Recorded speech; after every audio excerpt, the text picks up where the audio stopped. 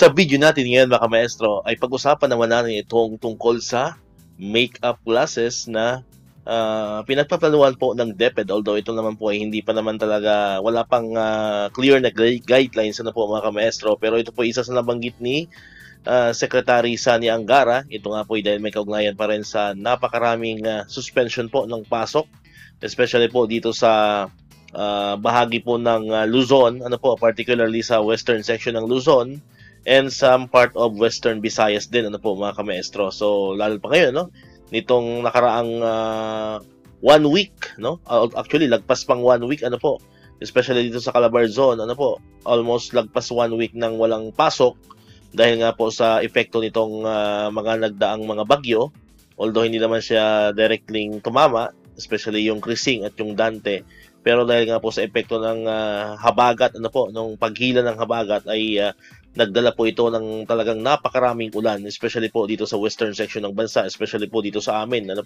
sa Calabar Zone. Talagang grabe po yung epekto, malawakang pagbaha na talagang walang kumbaga talagang imposible magkaroon pa ng pasok pang mga ganong mga pagkakataon, mga kamaestro.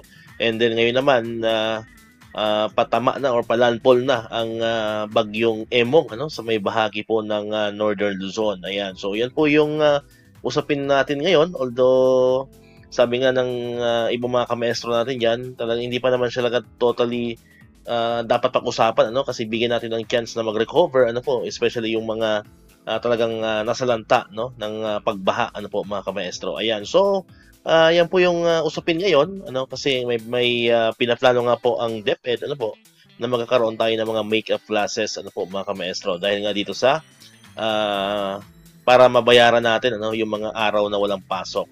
Okay? Pero bago natin umpisan yung talakayan dito, kumusta po kayo mga kamaestro natin diyan?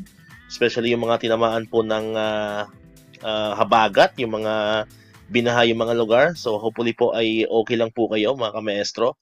Comment lang po kayo ng situation natin diyan. Yan sa comment section, pwede po kayo mag-comment kung saang lugar po kayo ngayon habang pinapanood niyo itong video, and kumusta po ang lagay sa inyo. And I hope na sana ay nasa maayos po kayong mga kalagayan mga kamaestro. So mag-pray po tayo, mag-ingat po tayo sapagkat ang habagat ay hindi pa tapos. Ayan, at ito'y nagdudulo talaga ng malawakang pag-ulan at pagbaha, especially po sa western section po ng ating bansa. So ingat po, mga kamaestro po natin dyan.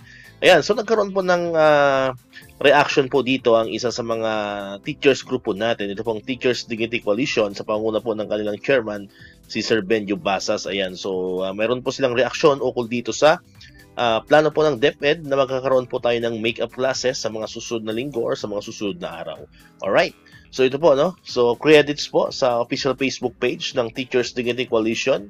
Ayan, so sa kanila po natin kinuha itong ating information na ipinamamahagi po natin ngayon. Itong screenshots po na binabasa po natin ay sa galing po ito sa official Facebook page ng Teachers Dignity Coalition. So nakalagay po dito, teachers raise concerns on Saturday classes and alternative learning modes during calamities.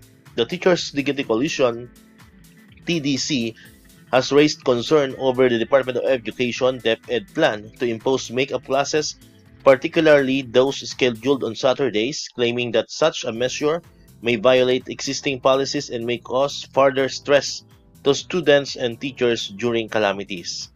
TDC Chairman and Caloocan City Teacher Benjo Basas said the proposed Saturday classes run contrary to DepEd's long-standing advocacy for work-life balance.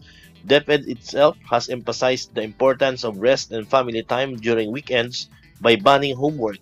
It is therefore contradictory to require students and teachers to attend makeup classes on Saturdays, Basas said. He also cited DepEd's own guidelines which allow makeup classes only when the mandated 180 non-negotiable school days are compromised. DepEd should instead utilize the buffer days already built into the school calendar to make up for suspended classes days or local holidays. This has been the practice for decades, and there is no need to disrupt weekends unless absolutely necessary, Basas said. At the same time, the TDC called on DepEd to remind its field officials and school leaders to exercise caution in requiring the accomplishment of modules or imposition of online classes, especially in areas currently affected by weather disturbances. These directives are not only impractical but also lack empathy.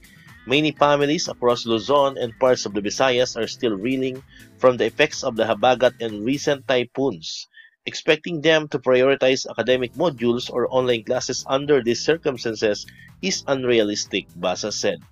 According to the TDC, they have received reports from teachers and parents that some schools have instructed teachers to send tasks through alternative delivery modes (ADMs) to their students and to submit proof of compliance allegedly as part of DepEd requirements. Basas clarified that such practices are also not aligned with DepEd official policy under DepEd Order No. 22 Series 2024. The DepEd order clearly states that when classes and work are suspended due to calamities or emergencies and alternative delivery modes are not feasible, they should not be required, he said. TDC appealed to DepEd to uphold its establishment rules and consider the well-being of both learners and teachers when deciding on makeup classes or alternative delivery schemes. Any adjustments should not come at the expense of our teachers and learners' well-being. We urge the DepEd to stay true to its own policies and show compassion during this difficult time, Basas concluded. Since Monday, July 21, classes in large areas of Luzon and the Visayas have been disrupted due to monsoon rains which have been worsened by successive typhoons. Alright, so yun po, no? Yun po yung naging official na pahayag ng Teachers Dignity Coalition through Sir Benjo Basas, ang kanina pong chairman. Ayan, so ang masabi po natin dito, well, totoo naman po talaga, no? Stated po sa DepEd Order No. 22 Series 2024 na mayroon po tayong buffer days, ano po mga kamaestro, doon sa ating school calendar. Kasi nakalagay po kasi sa DepEd Order No. 22 Series 2024 na magkakaroon lamang, tama po yung pagkaintindi natin, ano? Correct me if I'm wrong, ano po. Kung makakita po natin doon sa DepEd Order No. 22 Series 2024 na meron po tayong ang kailangan lang po mag-makeup classes kapag hindi po natin na-reach, ano po mga kamaestro, yung 180 ano po na mandatory na contact days sa mga bata, ano po mga kamaestro. So 180 po ang nakalagay doon sa DepEd Order No. 22 Series 2024 na mandatory na contact days po sa mga bata. And sa pagkakalam po natin, ano po mga kamaestro, itong school year 2025-2026 ay meron po tayong 197 total number of school days. Ayan. Correct me if I'm wrong mga kamaestro. Pwede naman po kayo mag-comment dyan kung tama po yung aking sinabi na 197 po ang ating total number of school days. So, ibig sabihin, meron talaga tayong mga allotted na buffer days para po dito sa mga suspension of classes. Ano po mga kamaestro? Yan po yung binibigyan din po ng Teachers Dignity Coalition and so with the other teachers group na mga nababasa po natin. Ano po mga kamaestro? Na mayroon daw talagang buffer days na maaaring gamitin, ano po mga kamaestro, para po hindi na magkaroon pa no ng makeup classes during Saturdays kasi nga yon based na rin po sa mga dati pang guidelines mismo ng DepEd na dapat pag Saturday ay talagang pahinga, ano? Bibigyan natin ng sapat na pahinga, especially po ang mga learners po natin. Kaya nga po hindi po tayo nagbibigay ng ating mga homework. Ayan, particularly ako, hindi ako basta-basta nagbibigay ng homework pag Saturday. Ano po mga kamaestro? Kasi nga, bigyan natin ng chance na makapagpahinga po ang mga ating mga learners, makapaglaro, ayan, makapag-bonding sa kanilang family. Ano po mga kamaestro? So, kung magkakaroon tayo ng mga Saturday classes or mga make-up classes during Saturday, so yun po yung makakompromise po doon mga kamaestro. Ano? So yun na po yung opinion naman po natin. Ano po? Opinion lamang po natin yan and tayo naman po kung ano yung ipapatupad ng DepEd. Siyempre tayo po ay susunod.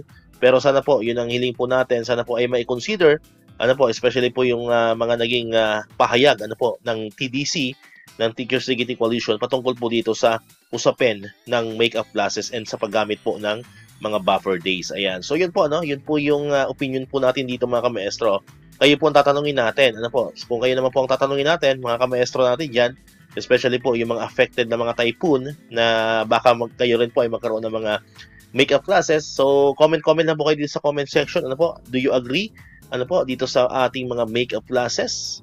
Or gamitin natin yung buffer days? Ano po mga kamaestro? So, you are free to comment down below sa comment section po natin mga kamaestro. Alright? So, sabi ko kanina, ingat po ang lahat. Especially po yung mga lugar, yung mga kamaestro po natin na located sa western section ng ating bansa, especially po yung mga nasa may Ilocos region, sa may Central Luzon, na directly tatamaan po nitong approaching na si Typhoon Severe Tropical Storm or Typhoon Emong na, ano po mga kamaestro. So ingat-ingat po kayo dyan, and safety first po tayo mga kamaestro. Tatandaan po natin, ingatan po natin yung ating mga sarili. Alright?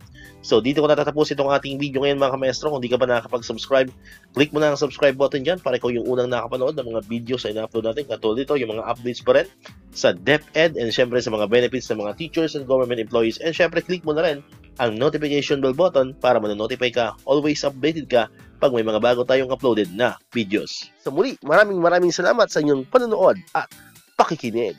Once again, El Maestro, see you on my next vlog. Bye-bye!